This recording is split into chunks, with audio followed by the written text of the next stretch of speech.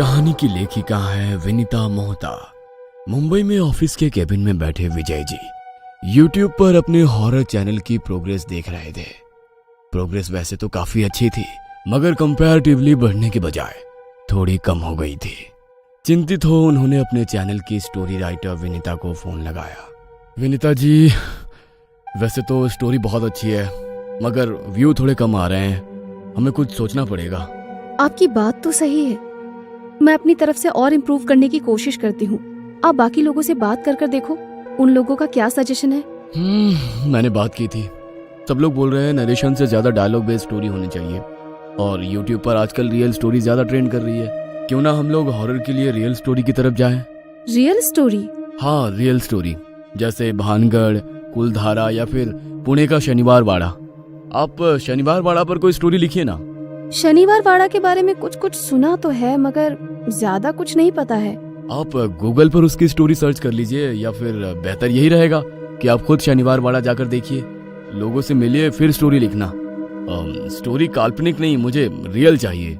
ठीक है, मैं शनिवार वाड़ा के बारे में कुछ प्लान करती हूँ। शनिवार को पूर्णिमा है, कहा जाता है कि पूर्णिमा के दिन वहाँ पर जाने की मनाही होती है। क्यों ना इस वीकेंड आप वहाँ चले जाओ। विजय जी से बात करने के बाद विनीता अपनी स्टोरी की तैयारी करने के लिए लग जाती है। सबसे पहले वो गूगल पर शनिवार वाड़ा के बारे में जानकारी निकालने लगती है। शनिवार वाड़ा का निर्माण पेशवा बाजीराव प्रथम ने करवाया था। वह मराठा साम्राज्य छत्रपति शाहू महाराज के अधीन एक सेनापति थे।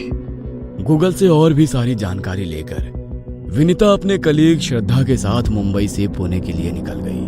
विनीता, मैंने सुना है शनिवार वाड़ा बनने के 85 सालों तक पेशवा का अधिकार रहा था, मगर उसके बाद फिर अंग्रेजों ने अधिकार जमा लिया।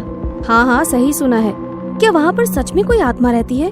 हाँ, अगर गूगल की मानो तो वहाँ पर 18 वर्षीय नारायण राव की आत्मा है, जो हर पूनम को मदद के लिए आवाज लगाती है।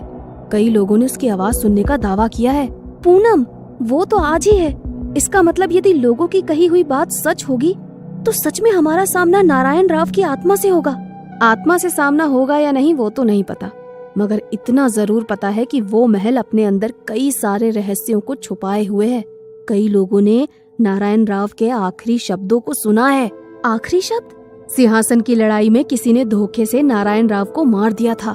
नारायण राव खुद को बचाने के लिए अपने काका को बुला रहे थे। उनके आखिरी शब्द थे, काका म्हाला बचाव।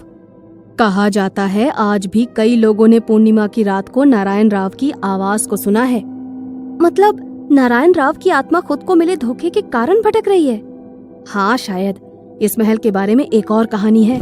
1828 में इस महल में भयंकर आग लगी थी, जो 7 दिनों तक जलती रही थी। उस आग के कारण महल का बहुत सा हिस्सा प्रभावित हो गया था, मगर आज तक उस आग के लगने के बारे में कुछ पता नहीं चला।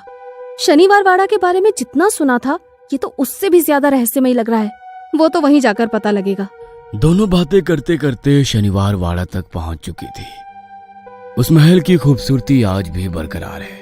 यह देख दोनों हैरान थी। इस महल को बनाने वाले कारीगरों का जवाब नहीं, आज भी कितना खूबसूरत लग रहा है। श्रद्धा, अपना कैमरा रेडी रखो, कुछ लोगों के इंटरव्यू लेंगे और पूरे महल की रिकॉर्डिंग करेंगे, ताकि ब्लॉग बनाने में कोई भी दिक्कत ना हो। और हाँ, एक बात का विशेष ध्यान रखना, हम लोगों को रात होने के पहले यहाँ से निकलना है। दोनों बातें करती हुई शनिवार वाड़ा महल के भीतर दाखिल हो गई। श्रद्धा महल को रिकॉर्ड कर रही थी और विनीता लोगों से बातें करते हुए जरूरी बातें अपनी डायरी में नोट करती जा रही थी। श्रद्धा रिकॉर्डिंग करते हुए महल के पुराने हिस्से में आ गई थी, जो जलने के बाद थोड़ा सा नष्ट हो गया था। वहां पर श्रद्धा को कोई परछाई नजर आ रही थी। श्रद्धा सम्मोहित हो रिकॉर्डिंग करते हुए उस परछाई के पीछे पीछे जाने लगी। वहां पर उस समय कोई भी नहीं था। श्रद्धा को अपना होश नहीं था। तभी उसे अपने कंधे पर किसी के हाथ के होने का एहसास हुआ, जो बहुत गर्म था।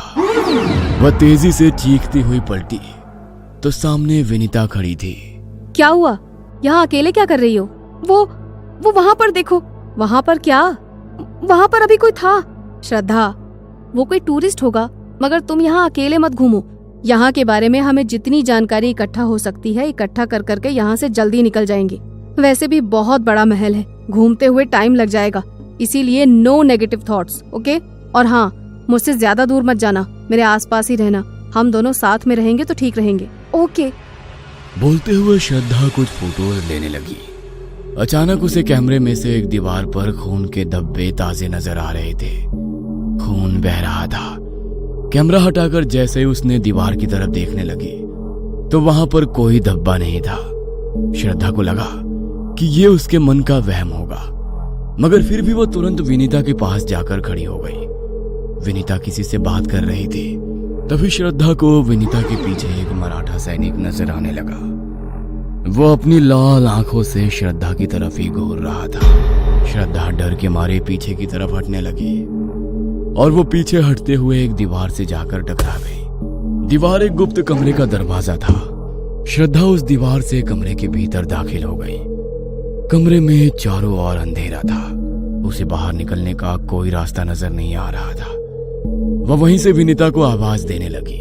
विनीता, कहाँ हो तुम? Please help me Vinita. इस तरफ कुछ देर बाद विनीता को श्रद्धा का ध्यान आया तो वो वहां पर नहीं थी। विनीता उसका फोन ट्राई करने लगी मगर फोन नॉट रीचेबल था। अब ये श्रद्धा कहाँ चली गई? कहाँ ढूंढूं उसे? फोन भी नहीं लग रहा है। शाम का वक्त भी हो गया है। हमें यहाँ से निकलना भी है। श्रद्धा, कहाँ हो तुम? प्लीज मजाक मत करो। विनीता को समझ नहीं आ रहा था कि वो क्या करे। डर के कारण उसके शरीर से पसीना निकल रहा था। टूरिस्ट अब उस महल को छोड़कर जाने लगे थे। कुछ ही लोग बचे थे जिन्हें गार्ड महल के बाहर निकाल रहा था। मैडम जी, बाहर चलिए, अब इसे बंद करने का समय हो गया, इसलिए सभी को महल से बाहर निकलना है। मेरी कलीग नजर नहीं आ रही है। प्लीज इसे ढूंढने में मेरी मदद करो। देखिए, वो भी दूसरे लोगों के साथ बाहर निकल गई होंगी। आपको बाहर मिल जाएंगे, प्लीज अभी महल खाली करो। बोलते हुए गार्ड दूसरे लोगों को निकालने के लिए चला गया। श्रद्धा मुझे बिना बताए कहीं नहीं जा सकती। वो इसी महल में है, मगर कहाँ? मुझे उसे ढूंढना होगा। एक तरफ विनीता श्रद्धा को ढूंढ रही थी, दूसरी तरफ श्रद्धा कमरे से बाहर निकलने का रास्ता ढूंढ रही थी, मगर अंधेरे में उसे कुछ भी समझ में नहीं आ रहा था। वो चलते हुए दूसरे कमरे में पहुंच गई, जहां पर लगभग 18 वर्षीय बालक मराठा सैनिकों की वेशभूषा में खड़ा था। पास ही एक बुजुर्ग राघव बा खड़े थे। काका, इतनी कम उम्र में लोगों ने मुझे पेशवा घोषित कर दिया। मैं अभी राजकाल संभालने के लायक नहीं हूँ। नारायण राव, वो तो आने वाला वक्त बताएगा कि तुम कितने काबिल हो। अभी जरूरी काम से रात के वक्त एक विशेष सभा का आयोजन किया गया है। तुम सभा में चलने की तैयारी करो। राघव बा के कहने पर नारायण राव सभा में जाने के लिए तैयार हो रहा था, मगर अभी उसके कमरे में कुछ सैनिक घुस आए और उन्होंने धोखे से नारायण राव को मार दिया। काका, मला बचाओ। हाँ नारायण, मैं आता हूं, कहकर वो आगे बढ़े और अपनी कमर से एक कटारी निकालकर उन्होंने नारायण राव के पेट में डाल दी। भाई साहब के मरने के बाद पेशवाई मुझे मिलनी थी, मगर उनके छोटे बेटे को मिल गई। मगर अभी खानदान में कोई नहीं बचा है। आज से मराठा साम्राज्य का पेशवा मैं हूँ, राघोबा।